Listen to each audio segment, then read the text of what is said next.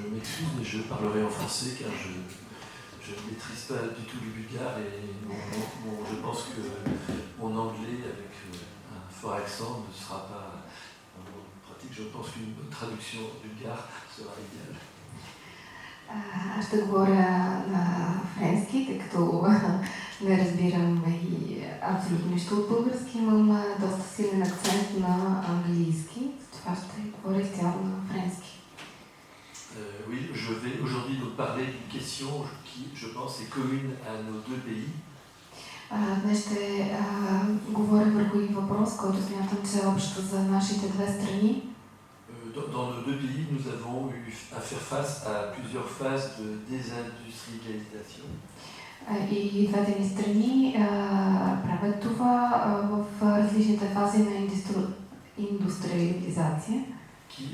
Qui pose la question de que faire avec ces centaines de milliers d'hectares de friches industrielles. И което поставя въпроса какво да се прави с всичките тези места от индустриализацията. Donc je vais vous faire part aujourd'hui à la fois de ma pratique d'enseignant, puisqu'on a un master spécialisé à Rouen sur le patrimoine industriel. Днес ще ви говоря от една страна от позицията си на преподавател, тъй като съм преподавам в à l'INSA Normandie jusqu'à il y a 2 ans, j'ai aujourd'hui arrêté. Et également de ma pratique professionnelle d'expertise sur les bâtiments industriels, qui est ma pratique quotidienne. Също така и от позицията си на професионалната си практика, която продължавам и до днес. Dans un premier temps, je vais vous parler un peu du contexte de la prise de conscience sur le patrimoine industriel. На първо време ще ви говоря за признаването на индустриалното наследство. Jusqu'aux années 1970, la France s'intéressait presque uniquement à son héritage, je dirais, religieux et aristocratique. До 70-те години на миналия век Франция се интересуваше основно от своето наследство, архитектурно и аристократично наследство. On peut considérer, je vais aller très rapidement parce que le patrimoine industriel, ce n'est pas seulement les bâtiments, mais c'est aussi tous les témoins d'une culture à la fois historique, architecturale et sociale. И всъщност индустриалното наследство, това не са само сградите, цялото, така да се каже, културно-индустриално наследство, архитектурата и също така от научна гледна точка. Et on peut dire aujourd'hui, en tout cas, selon les principes du TICI, qui est l'association internationale pour la sauvegarde du patrimoine industriel. И според Асоциацията за съхраняване на индустриалното наследство има 4 основни критерия. Donc il y a la dimension historique. Има историческия поглед. La dimension de notoriété, est-ce que le bâtiment est déjà reconnu? Критерият за това дали сградата вече е призната като такава. Le niveau technologique, les matériaux, les structures innovantes. Технологичното ниво.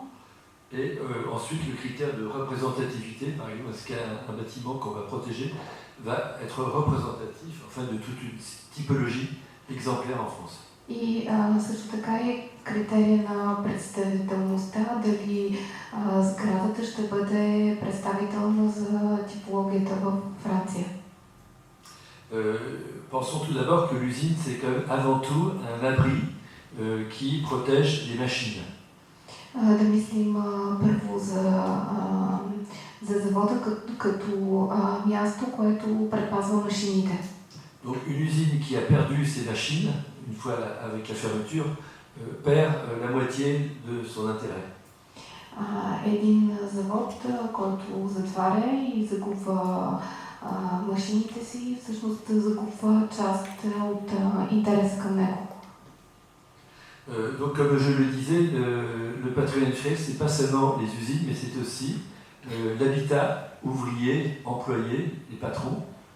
И както казах в началото, това не фабриката завода, това не е само самата тя, а също работните места, работниците в него. Et c'est aussi une mémoire sociale, c'est l'histoire des ouvriers, des luttes, de la vie ouvrière en fait, qui est très importante et qu'il faut retrouver. И също това е една, така да се каже, социална, нематериална памет, живота на работниците, техните битки, техния живот, който не трябва да забравяме. L'industrie en France en fait est très ancienne et elle remonte, on peut dire vers le 14-15e siècle, quand se développe ce qu'on appelle la proto-industrialisation, c'est-à-dire une industrie vraiment à très petite échelle.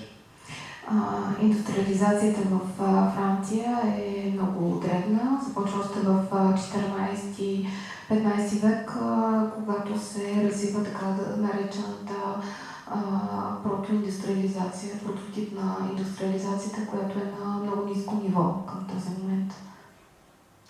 Et au départ, souvent l'usine n'est pas un bâtiment isolé, mais il est intégré, l'activité industrielle, comme ici dans le textile, est intégrée dans des immeubles de ville. И в началото заводите не са самостоятелни сгради, разположени разположени отделно, това са помещения, които са интегрирани в самите жилищни сгради. Et donc ce qui est intéressant avec le patrimoine industriel, c'est qu'il est aussi synonyme de la ville moderne industrielle. И това, което е също така интересно за индустриалното наследство, че то е синоним на модерния индустриален град от това време. Vous avez ici un des premiers exemples de ville industrielle avec la ville de Chaux de Claude Nicolas Ledoux en France, dans l'est de la France, qui a été en quelque sorte le premier modèle de ville industrielle où on connaît l'industrie avec l'habitation et les équipements. И тук на тези снимки виждате едни от първите индустриални градове във Франция, в източна Франция, където се виждат заводът и всички съпътстващи структури в индустриалния град. On a en fait en France deux phénomènes, soit l'usine, comme ici à gauche, s'intègre dans la ville. В Франция има два феномена в това отношение, както в ляво, самият завод се интегрира в града. Ou au contraire, comme vous le voyez à droite, en fait c'est l'usine qui crée la ville et avec les habitations. И както се вижда от дясната снимка, другия феномен, който е заводът, който създава града около него. Et donc c'est aussi la fabrique d'un paysage industriel qui va complètement transformer le paysage agricole français. И по този начин се създава така наречения индустриален пейзаж, който изцяло променя земеделския облик на Франция. Avec des formes qui peuvent être très différentes, comme ici les réservoirs de pétrole dans la région du Havre. Който пейзаж може да има много различни форми, като този резервоар за петрол в района в пристанищния район на Хавр във Франция. Ou bien ici, par exemple, l'arrêt de l'extraction des cailloux, en quelque sorte, pour la fabrication du béton. Или както тук, мястото, където се изкопават камъни за производството на бетон. Voilà. Et donc ce qui est intéressant, c'est que et ce qui peut expliquer aussi le désintérêt tout d'abord des Français pour cette architecture, c'est que c'est une architecture internationale qui n'est pas originaire de France, mais plutôt d'Angleterre ou d'Allemagne. И това, което предизвиква незаинтересоваността на французите, това, че това не е типично френска архитектура, тя е по-скоро тя е типична и за други страни и е по-скоро идва от Англия. Et donc cette architecture industrielle, en fait, s'est diffusée principalement par les grandes expositions universelles qu'il y a eu à Londres, à Berlin, à Paris, New York, justement pour diffuser de nouvelles techniques de construction tout à fait nouvelles que vont visiter les directeurs des usines, en fait. И всъщност тази индустриална архитектура се разпространява чрез големите изложения в Лондон, Берлин, Ню Йорк, големите световни изложения, на които присъстват шефовете на заводи. Voilà. Et donc on a par exemple ici cette usine en Normandie qui est faite avec des toits en chêne. Et le chêne en fait est une invention anglaise vers 1825. Chêne. Des toits en zigzag. Qui va se diffuser en fait dans le monde entier à partir de l'invention anglaise. И всъщност на тази снимка виждате типичните покриви, които в формата на зигзаг, които се разпространяват от Лондон в целия свят. Et ce qui est aussi intéressant, c'est que l'histoire de l'architecture industrielle est complètement connectée à l'évolution économique. И също нещо, което е интересно, е, че еволюцията на индустриалната архитектура е свързана с икономическата еволюция. Vous avez ici deux exemples d'architecture industrielle du textile. Un premier bâtiment 1825. Имате на снимките два примера на два различни етапа на текстилната промишленост на textiles заводи. Първата снимка е 1826 година. Sous l'effet de la guerre de sécession aux États-Unis avec le coton qui n'arrive plus en France. И под влиянието на войната в Съединените американски щати между севера и юга. En fait, la plupart des petites usines vont faire faillite, disparaître. По-голяма част от малките заводи изчезват, фалират. Et à partir de 1870-1880, on va assister à une toute nouvelle architecture rationalisée, en fait, comme ici, cette usine textile qui est devenue l'école d'architecture de Normandie. И през годините 1965-1970 се стига до тази нова архитектура на текстилни заводи, който завод на снимката по-късно става училище по архитектура. Donc il est très important, je dis ça surtout aux étudiants, quand on étudie un bâtiment, il ne faut pas le regarder comme un simple objet, mais comme en quelque sorte le produit d'une histoire économique, sociale et technologique. И това, което е важно в случая да се запомни от студентите, че когато разглеждат една сграда, те не трябва да я гледат сама за себе си, като продукт на икономическа, социална еволюция. Voilà. Et donc la question qui se pose aussi, c'est pour ce qui n'est pas un bâtiment, par exemple les ateliers de réparation des bateaux, ou bien ici les ponts anciens. И друг въпрос, който се поставя е за ателиетата за ремонтиране. Le premier, c'est l'atelier de réparation des bateaux. Ателиетата, всъщност работилниците за поправка на кораби и на втората снимка мостовете. Voilà. Et aussi, il faut penser à l'avenir, l'après-pétrole. Vous avez ici des champs de pétrole à Bakou en Azerbaïdjan qui ont fait l'objet d'un diplôme. А също така трябва да мислим и за бъдещето. На първата снимка виждате петролни полета в Баку. Vous avez bien sûr la question de l'après-nucléaire qui a déjà commencé notamment en Allemagne. L'après-nucléaire, en fait, que faire de ces bâtiments des centrales nucléaires? И всъщност поставя се въпроса какво да правим с тези с сградите, които са използвани за ядрени централи. Et également des éoliennes, puisque je pense que dans 20 ans, 25 ans, les éoliennes seront sûrement un produit dépassé qu'il faudra remplacer. Donc est-ce qu'on va les garder comme une mémoire de l'industrie ou est-ce qu'on va les réutiliser?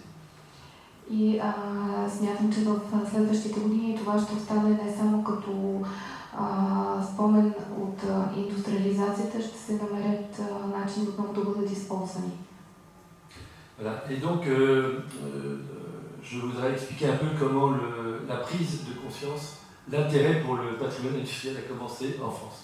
И сега искам да разкажа как започна интересът към индустриалното наследство във Франция. Nous avions à Paris des magnifiques bâtiments, les halles de Paris, donc où toute la marchandise, la nourriture était en fait vendue, construits sous Napoléon III. В Париж имаме известните парижки хали, където са се продавали всички, голяма част от хранителните стоки.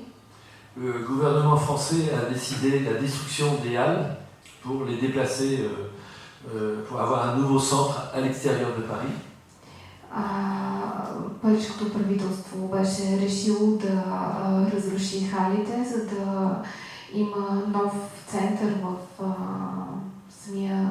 самата вътрешност на Париж.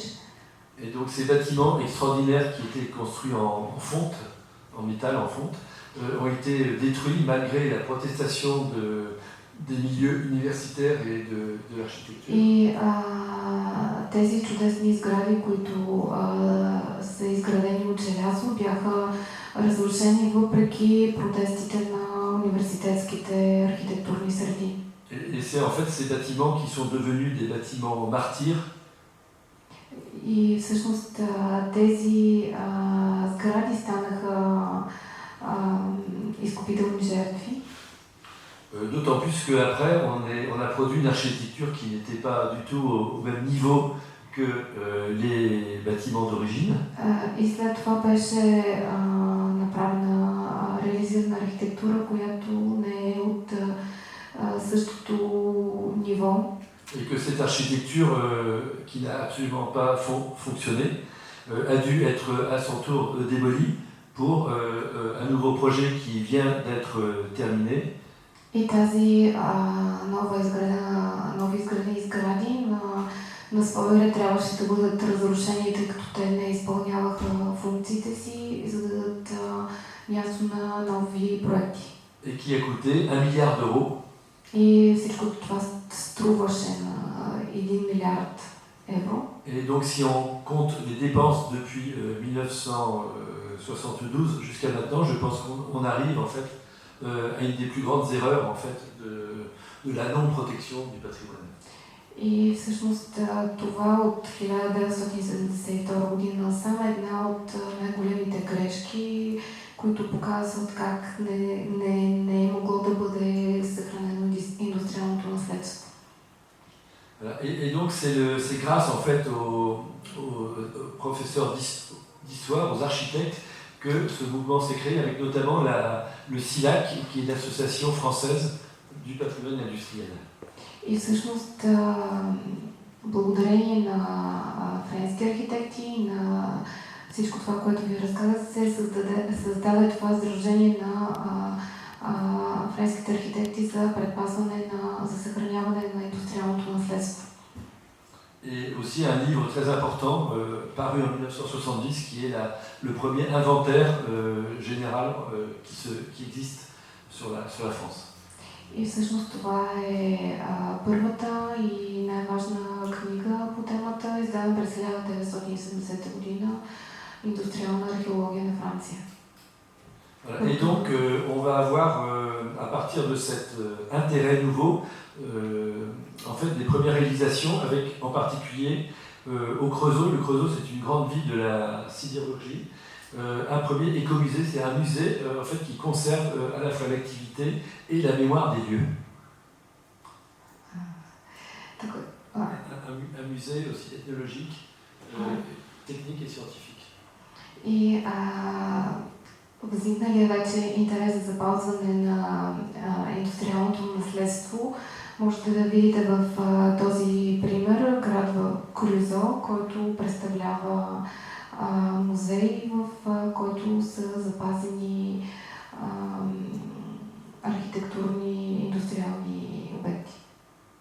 Voilà. Et donc la grande réalisation, c'est en fait la transformation de la gare d'Orsay en musée. Ce bâtiment devait être détruit pour faire un hôtel. И една от най-големите реализации е гарата в Орсе, която е трябвало да бъде разрушена, но това не се случва и се превръща в музей. Et c'est donc avec l'arrivée du président Giscard d'Estaing que ce bâtiment va pouvoir être sauvé avec une nouvelle attitude envers le patrimoine industriel. С идването на президента Жискар d'Estaing и новото отношение към индустриалното наследство на Франция, гарата в Орсе е спасена. Voilà. Et donc on va avoir des premières réalisations comme cette corderie que je vous ai montrée, qui a encore toutes ces machines qui fonctionnent toujours grâce aux anciens ouvriers qui la font fonctionner. И едни от първите реализации също така са тези сгради, в които машините все още работят благодарение на старите майстори.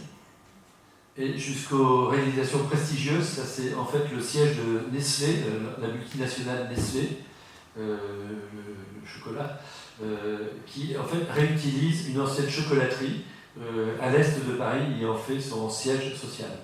И производителя на шоколади и шоколадови изделия Nestlé също използва такава стара сграда, която се намира в близо